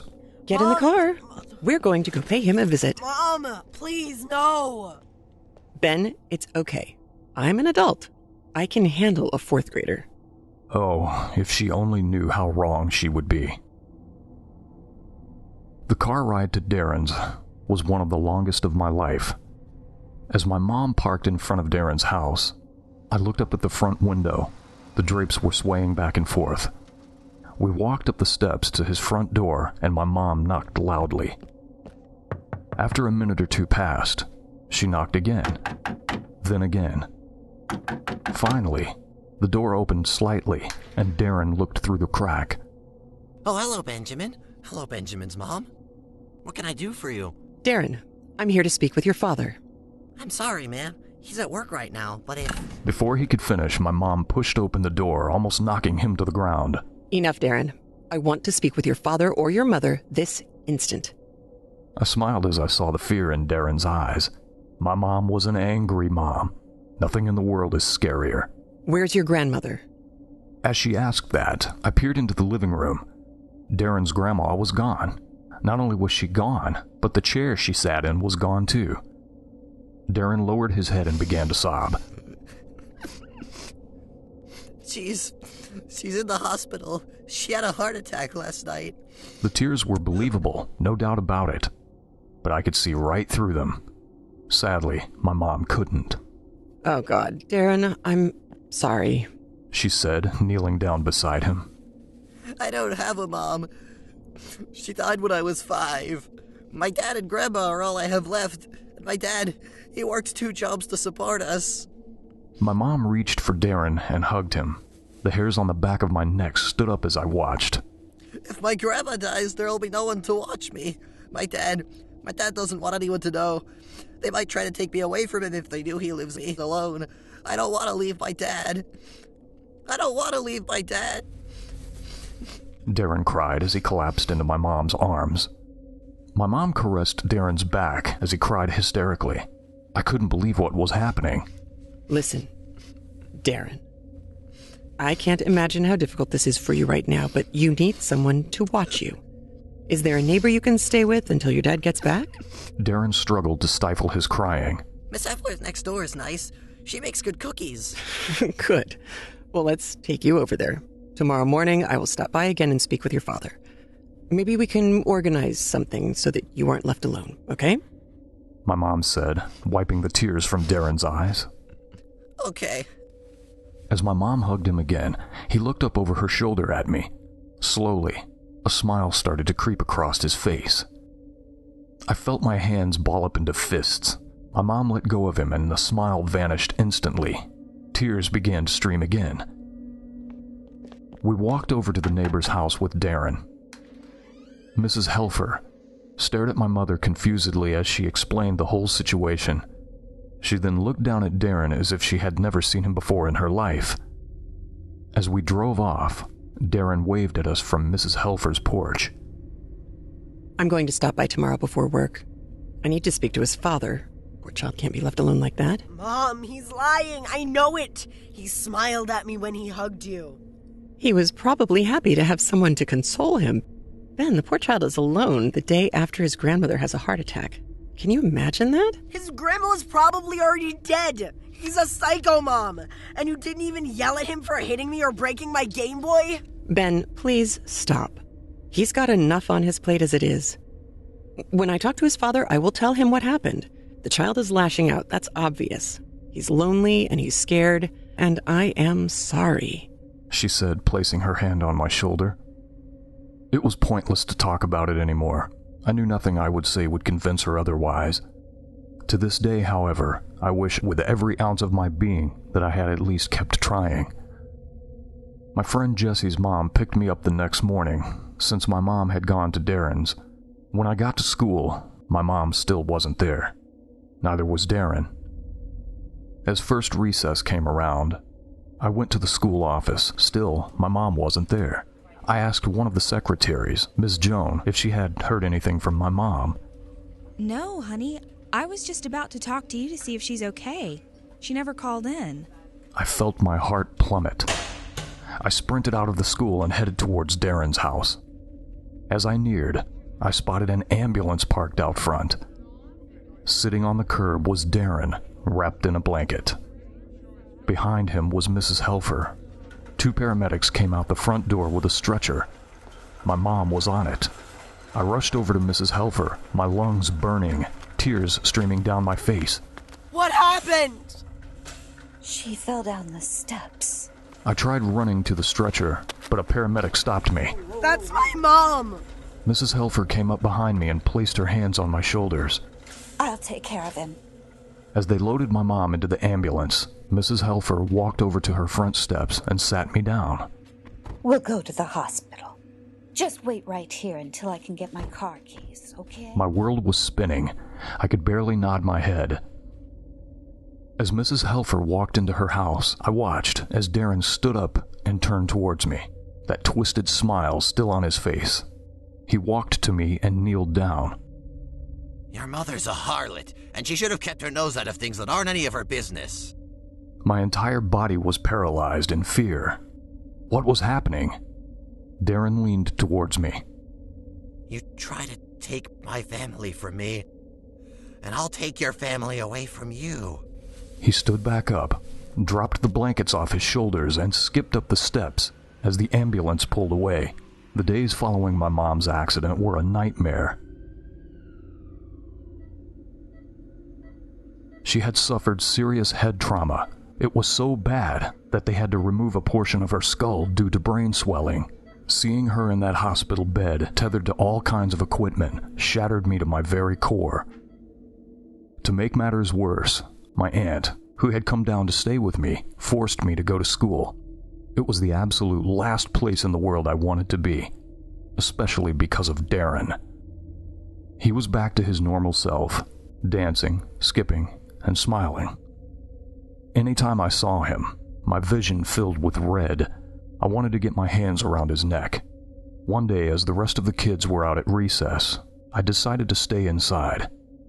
I hated being around other kids. They were all so happy and carefree. I envied them. As I walked down the hall, Darren came around the corner, smiling. Hello, Benjamin. How's Mommy? I rushed at him and threw him up against the wall. He just laughed. Oh, Benjamin, you silly goose. Before I could strike again, he balled his hand into a fist and punched straight up into his own nose. Blood poured from his nose as he began to cry. Help me, please. Ms. Joan rushed to his cries. My God! Ben, did you do this? Darren began to sob uncontrollably. I just asked how his mom was. Ben, get to the principal's office now! But now, Ben! She said, helping Darren down the hall. It didn't stop there. The next day, our teacher, Ms. Warren, asked us all to pull out our homework and hand it in. As she walked along the rows, picking up homework, I dug through my backpack and grabbed mine. I felt my heart skip a beat as I looked at it. The word harlot was scribbled over every inch of the paper. Before I could try to hide it, Ms. Warren came by and grabbed it. As she did, she gasped loudly. Ben! This is unacceptable! Get to the principal's office now! She yelled as she tucked the paper away from the other students. I did! Now! She yelled as she grabbed me by the arm. As I walked out of the room, I spotted Darren sitting in the back corner, smiling. That same day, after school, I was walking to my aunt's car. Darren skipped up alongside me. Rough day, huh?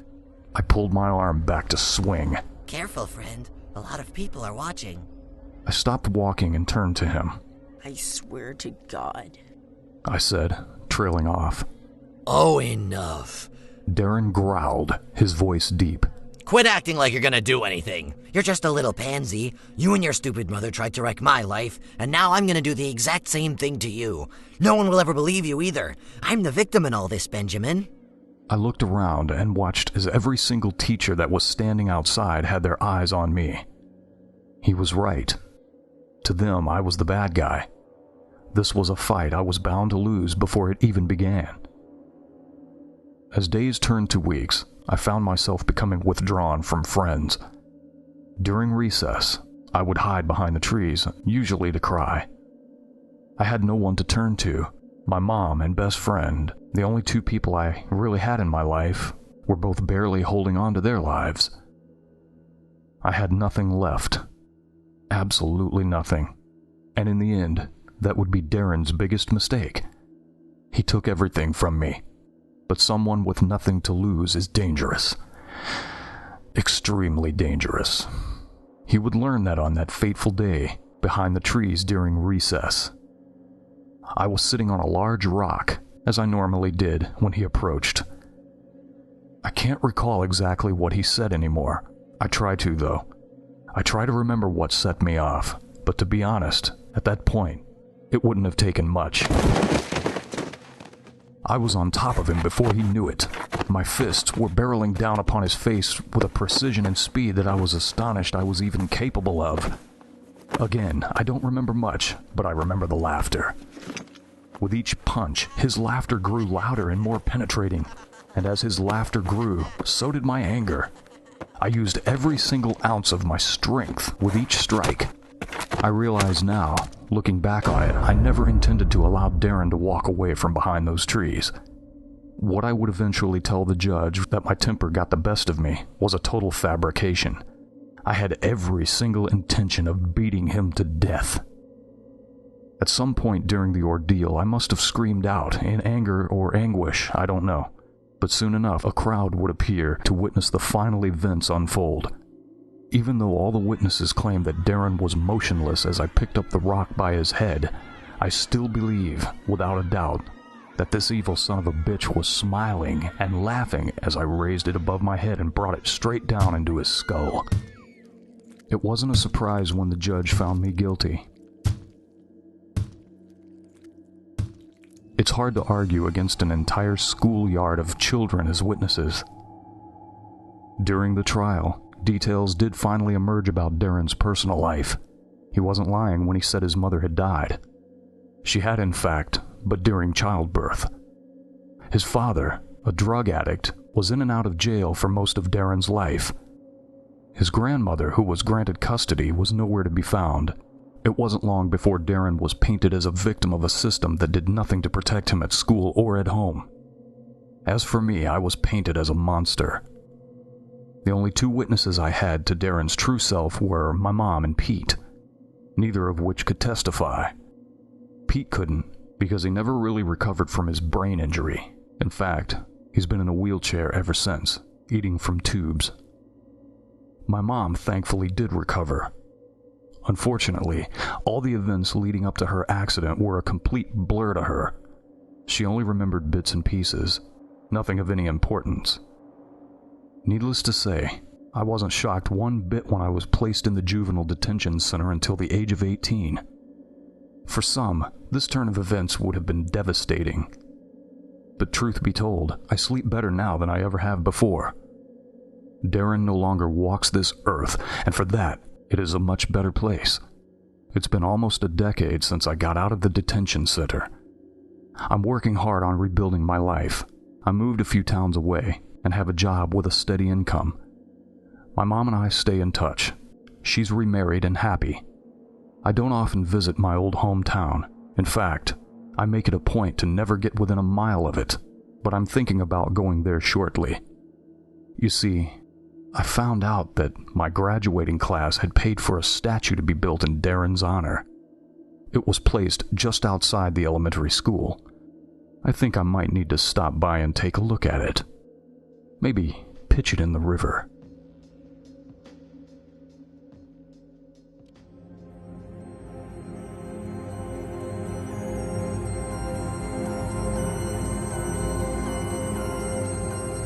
NoEnd House. Written by an anonymous author. Narrated by Rob Dyke for Chilling Tales for Dark Nights.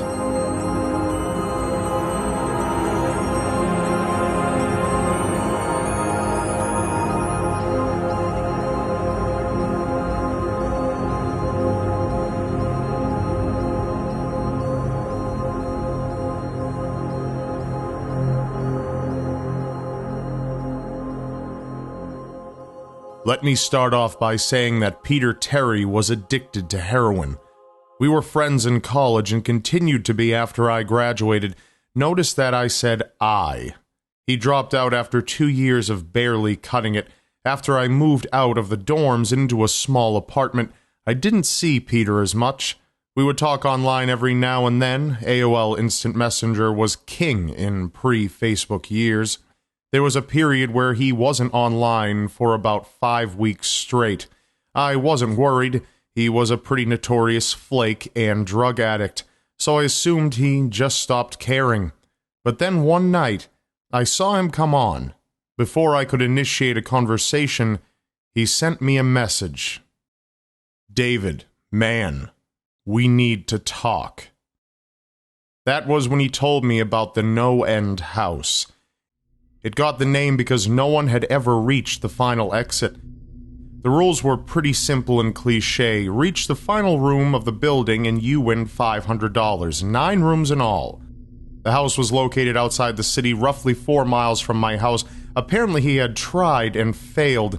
He was a heroin and who knows what else addict, so I figured the drugs got the best of him and he wigged out at a paper ghost or something. He told me it would be too much for anyone, that it was unnatural. I didn't believe him. Why would I? I told him I would check it out the next night, and no matter how hard he tried to convince me otherwise, $500 sounded too good to be true. I had to. I set out the following night. This is what happened. When I arrived, I immediately noticed something strange about the building. Have you ever seen or read something that shouldn't be scary, but for some reason a chill crawls up your spine? I walked towards the door, and the feeling of uneasiness only intensified as I opened the front door. My heart slowed, and I let a relieved sigh leave me as I entered. The room looked like a normal hotel lobby decorated for Halloween. A sign was posted in place of a worker. It read, "Room 1, this way. 8 more follow, reach the end, and you win." I chuckled and made my way to the first door. The first area was almost laughable. The decor resembled the Halloween aisle of a Kmart, complete with sheet ghosts and animatronic zombies that gave a static growl when you passed by. At the far end was an exit, the only door besides the one I entered through. I brushed through the fake spider webs and headed to the second room. I was greeted by fog as I opened the door to room 2. The room definitely upped the ante in terms of technology. Not only was there a fog machine, but a bat hung from the ceiling and flew in a circle. Scary. They seemed to have a Halloween soundtrack that one would find in a 99-cent store on loop somewhere in the room. I didn't see a stereo, but I guess they must have used a PA system. I stepped over a few toy rats that wheeled around and walked with a puffed chest across the room to the next area. I reached for the doorknob and my heart sank to my knees. I did not want to open that door. A feeling of dread hit me so hard I could barely even think. Logic overtook me after a few terrified moments, and I shook it off and entered the next room. Room 3 is when things began to change. On the surface, it looked like a normal room. There was a chair in the middle of the wood-paneled floor. A single lamp in the corner did a poor job of lighting the area. It cast a few shadows across the floor and walls. That was the problem. Shadows. Plural. In addition to the shadow being cast by the chair, there were others. I had barely walked in the door, and I was already terrified. It was at that moment that I knew something wasn't right. I didn't even think, as I automatically tried to open the door I came through. It was locked from the other side. That set me off. Was something locking it as I progressed? There was no way I would have heard them. Was it a mechanical lock that set automatically? Maybe. But I was too scared to really think. I turned back to the room and the shadows were gone. The chair's shadow remained, but the others were gone. I slowly began to walk. I used to hallucinate when I was a kid, so I wrote off the shadows as a figment of my imagination. I began to feel better as I made it to the halfway point of the room. I looked down as I took my steps, and that's when I saw it, or didn't see it. My own shadow wasn't there. I didn't have time to scream. Without thinking, I ran as fast as I could to the other door and flung myself into the room beyond. The fourth room was possibly the most disturbing. As I closed the door, all light seemed to be sucked out and put back into the previous room. I stood there surrounded by darkness and I couldn't move. I'm not afraid of the dark and never have been, but I was absolutely terrified. All sight had left me. I held my hand in front of my face, and if I didn't know I was doing so, I would have never been able to tell. Darkness isn't a sufficient word to describe it. I couldn't hear anything, nothing but dead silence. When you're in a soundproof room, you could still hear yourself breathing. You can hear yourself being alive. I couldn't. I began to stumble forward after a few moments, my rapidly beating heart the only thing I could feel. There was no door in sight. I wasn't even sure there was a door this time. The silence was then broken by a low hum. I felt something behind me. I spun around wildly, but could barely even see my nose.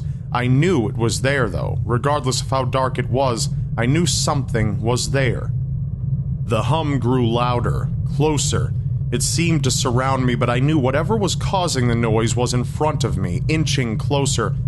I took a step back. I had never felt that kind of fear. I can't really describe true fear. I wasn't even scared I was going to die. I was scared of what the alternative was.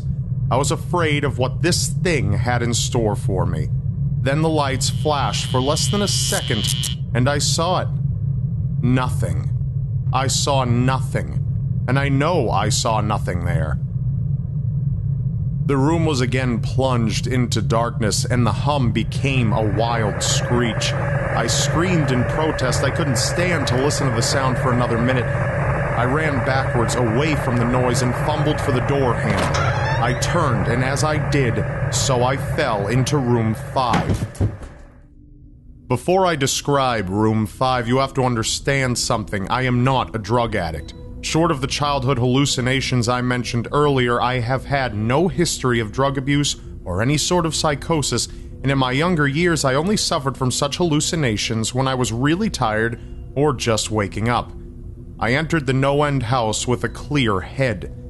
After falling in from the previous room, my view of room 5 was from my back, looking up at the ceiling. What I saw didn't scare me, it simply surprised me. Trees had grown into the room and towered above my head. The ceilings in this room were taller than the others, which made me think I was in the center of the house. I got up off the floor, dusted myself off, and took a look around. It was definitely the biggest room yet. I couldn't even see the door from where I was, as various brush and trees blocked my line of sight leading to the exit. Up until this point, I figured the rooms were going to get scarier, but this was a paradise compared to the last room. I also assumed that whatever was back in room 4 stayed back there. I was incredibly wrong. As I made my way deeper into the room, I began to hear what one would hear if they were in a forest. Chirping bugs and the occasional flap of birds seemed to be my only company in this room. That was the thing that bothered me the most. I heard the bugs and other animals, but I didn't see any of them. I began to wonder how big the house was. When I had first walked up to the house from the outside, it looked like a regular house. It was definitely on the bigger side, but certainly it wasn't large enough to contain a full forest. And yet here it was. A thick, towering mass of trees, all somehow contained within room 5. The canopy covered my view of the ceiling, but I assumed it was still there, however high it was. I couldn't see any walls, though. If it hadn't been for the standard dark wood paneling on the floor, which matched that of the other rooms, I would have had no way of knowing I was still indoors. I kept walking, hoping that the next tree I passed would reveal the door. After a few moments of walking, I felt a mosquito fly onto my arm. I shook it off and kept going. A second later, I felt about 10 more land on my skin in different places. I felt them crawl up and down my arms and legs, and a few made their way across my face. I flailed wildly to get them all off, but they just kept crawling. I looked down and let out a muffled scream, more of a whimper, to be honest. I didn't see a single bug. Not one bug was on me, but I could feel them crawl. I heard them fly by my face and sting my skin, but I couldn't see a single one. I dropped to the ground and began to roll wildly. I was desperate.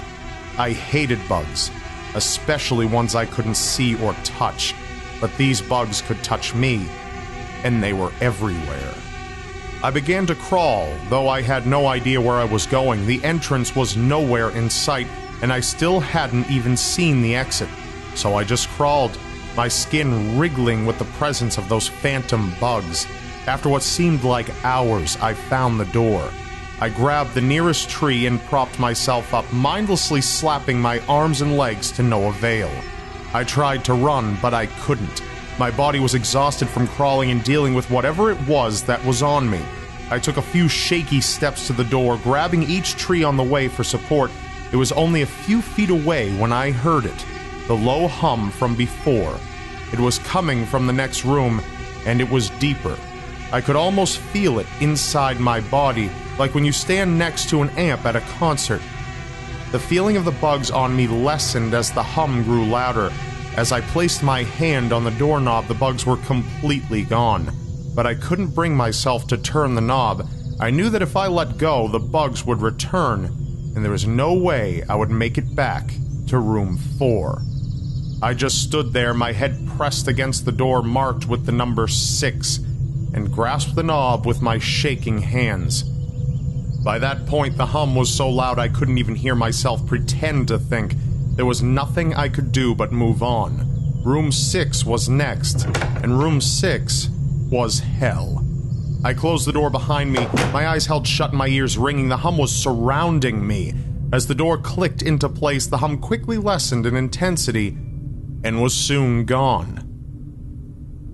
I opened my eyes in surprise, and the door I had shut was gone. It was just a wall now.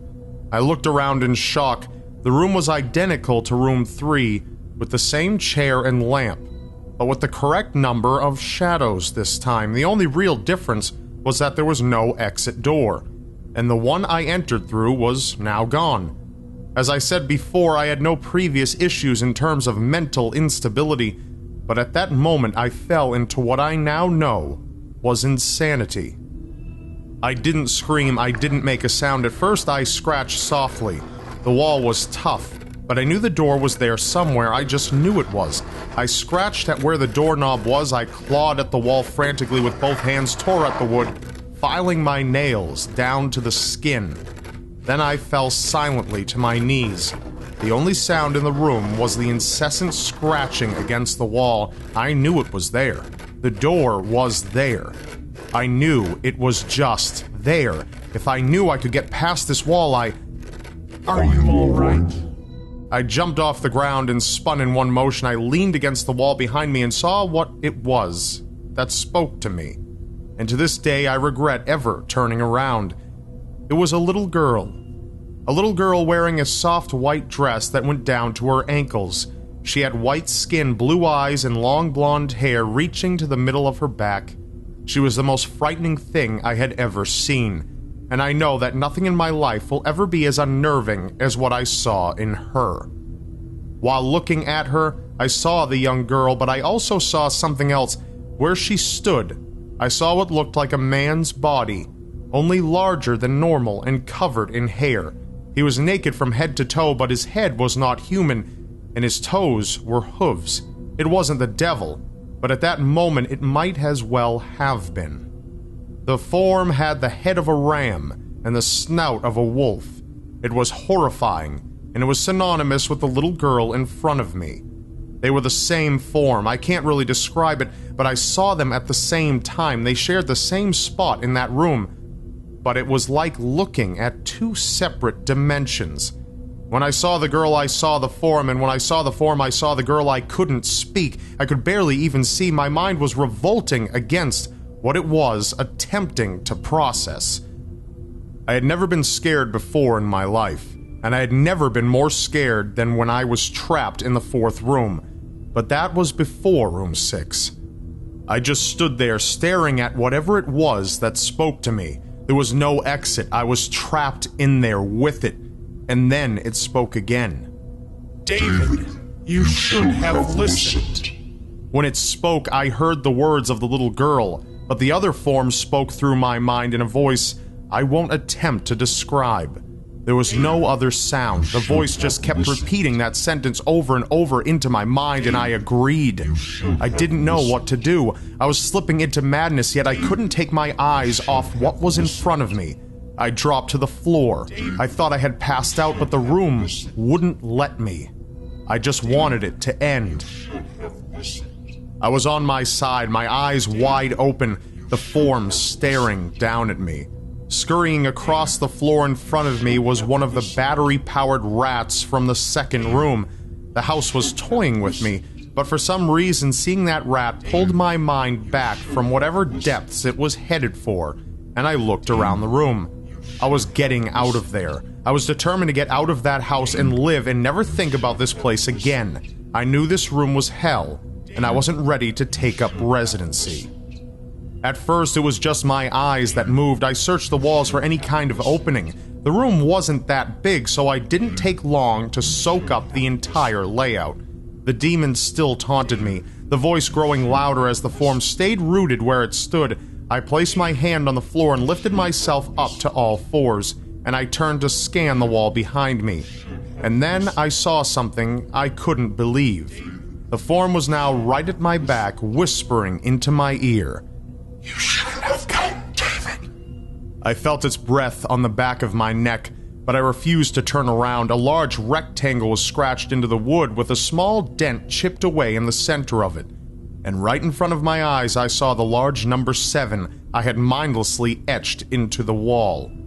I knew what it was. Room 7 was just beyond that wall where room 5 had been moments ago. I don't know how I managed to do it. Maybe it was just my state of mind at the time, but I had created the door. I knew I had. In my madness, I had scratched into the wall what I needed the most, an exit to the next room. Room 7 was close. I knew the demon was right behind me, but for some reason, it couldn't touch me. I closed my eyes and placed both hands on the large number 7 in front of me, and I pushed. I pushed as hard as I could. The demon was now screaming in my ear. It told me I was never leaving. It told me that this was the end, but that I wasn't going to die, that I was going to live there in room 6 with it. I wasn't. I pushed and screamed at the top of my lungs. I knew I was going to push through the wall eventually. I clenched my eyes shut and screamed, and the demon was gone. I was left in silence. I turned around slowly and was greeted by the room as it was when I entered, just a chair and a lamp. I couldn't believe it, but I didn't have time to dwell. I turned back to the 7 and jumped back slightly. What I saw was a door, not one that I had scratched in, but a regular door with a large 7 on it. My whole body was shaking. It took me a while to turn the knob. I just stood there for a while staring at the door. I couldn't stay in room 6. I couldn't. But if this was only room 6, I couldn't imagine what 7 had in store. I must have stood there for an hour, just staring at the 7. Finally, with a deep breath, I twisted the knob and opened the door to room 7. I stumbled through the door, mentally exhausted and physically weak. The door behind me closed and I realized where I was. I was outside. Not outside like room 5, but actually outside. My eyes stung. I wanted to cry. I fell to my knees and tried to force myself to tear up, but I couldn't. I was finally out of that hell. I didn't even care about the prize that was promised. I turned and saw that the door I just went through was the entrance. I walked to my car and drove home, thinking of how nice a shower sounded. As I pulled up to the house, I felt uneasy.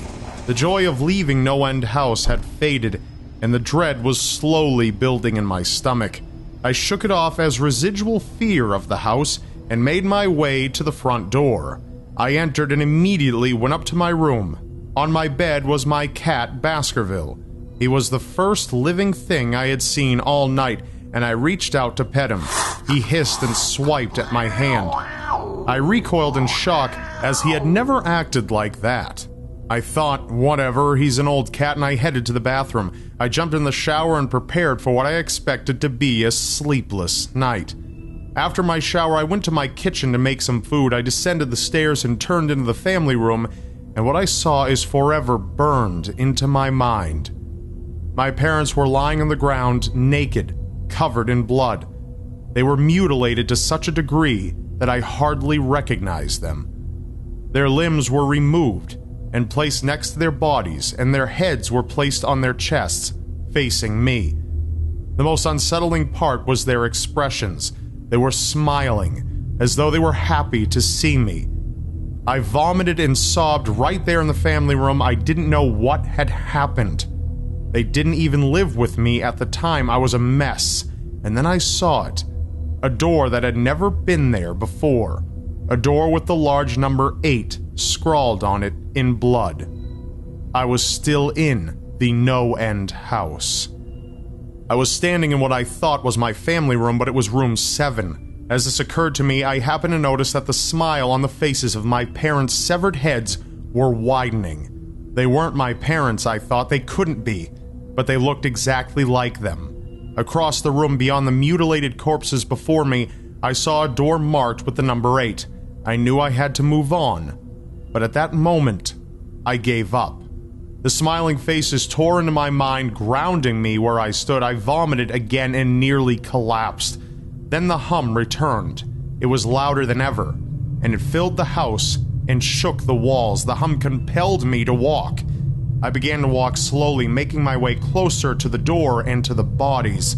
I could barely stand, let alone walk, and the closer I got to my parents, the closer I came to suicide. The walls were now shaking so hard it seemed as though they were going to crumble, but still the faces smiled at me.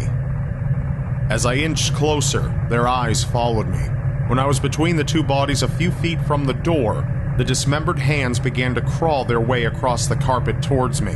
All the while, the faces continued to stare. New terror washed over me, and I walked faster. I didn't want to hear them speak. I didn't want to hear the voices to match those of my parents. They began to open their mouths, and the hands were now inches from my feet. In desperation, I lunged towards the door, threw it open, and slammed it shut behind me.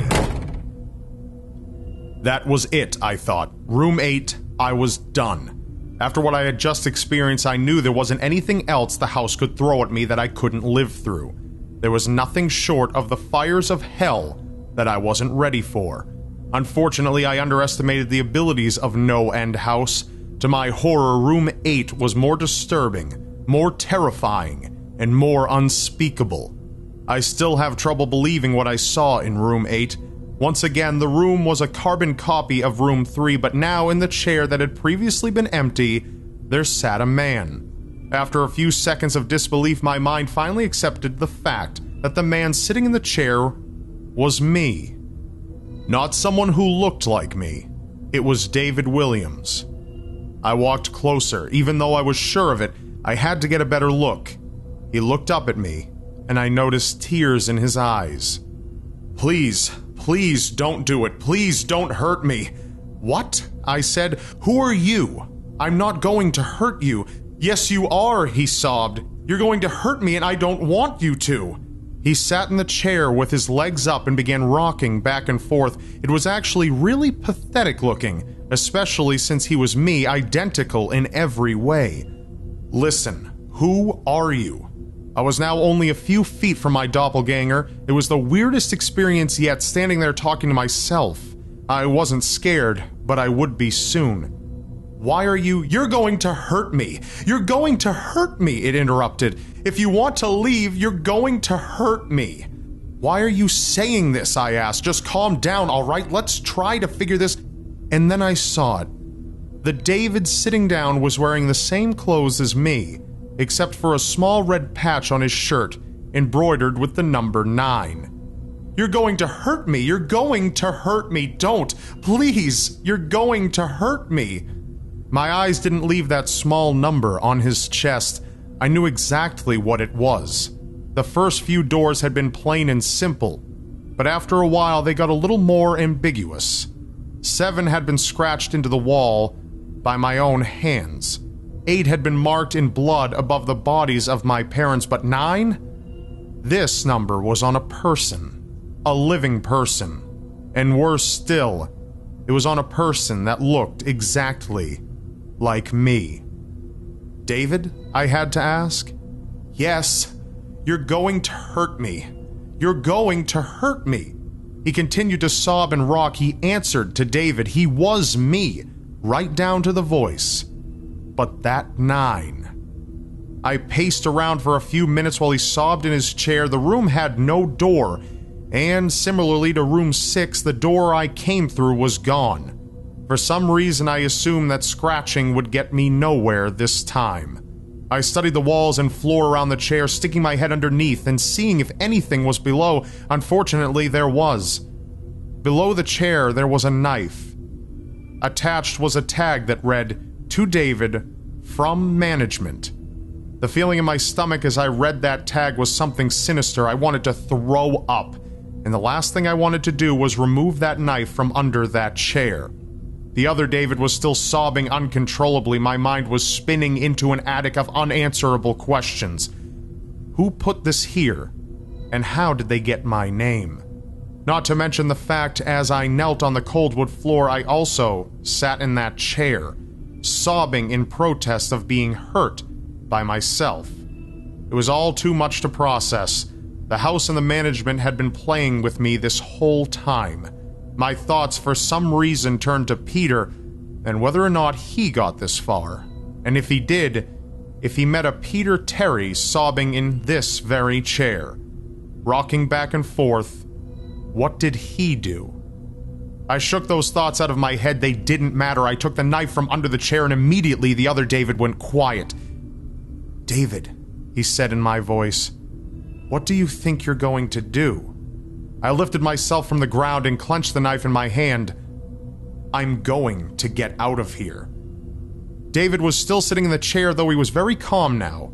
He looked up at me with a slight grin. I couldn't tell if he was going to laugh or strangle me. Slowly, he got up from the chair and stood facing me. It was uncanny. His height and even the way he stood matched mine. I felt the rubber hilt of the knife in my hand and I gripped it tighter. I didn't know what I was planning on doing with it, but I had the feeling I was going to need it.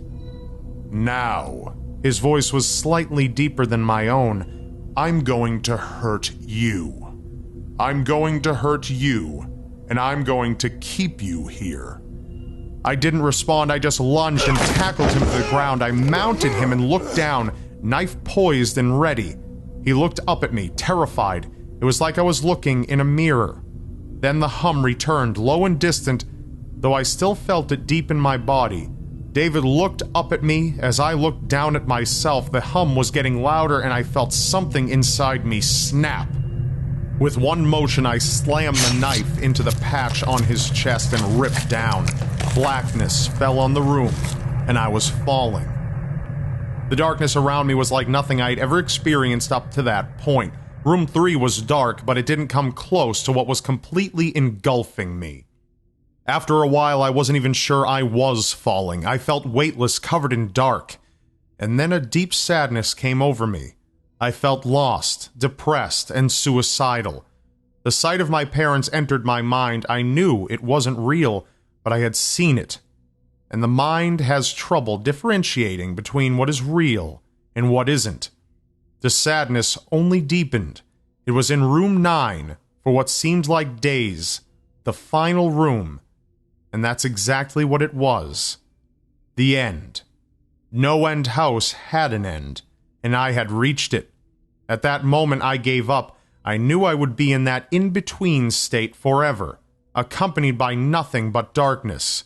Not even the hum was there to keep me sane. I had lost all senses. I couldn't feel myself. I couldn't hear anything. Sight was useless there, and I searched for taste in my mouth and found nothing. I felt disembodied and completely lost. I knew where I was. It was hell. Room 9 was hell. And then it happened. A light. One of those stereotypical lights at the end of the tunnel. Then I felt ground come up from below me, and I was standing. After a moment or two of gathering my thoughts and senses, I slowly walked towards that light. As I approached the light, it took form. It was a vertical slit down the side of a door, this time unmarked. I slowly walked through the door and found myself back where I started, standing in the lobby of NoEnd house. It was exactly how I left it. Still empty, still decorated with childish Halloween decorations. After everything that had happened that night, I was still wary of where I was. After a few moments of normalcy, I looked around the place, trying to find anything different. On the desk was a plain white envelope with my name handwritten on it. Immensely curious, yet still cautious, I mustered up the courage to open the envelope. Inside was a letter, again handwritten. David Williams, congratulations! You have made it to the end of NoEnd house. Please accept this prize as a token of your great achievement. Yours forever, Management. With the letter, there were 5 $100 bills. I couldn't stop laughing. I laughed for what seemed like hours. I laughed as I walked out to my car and laughed as I drove home. I laughed as I pulled into my driveway and laughed as I approached the front door to my house. And I laughed when I saw the small number 10 etched into the wood.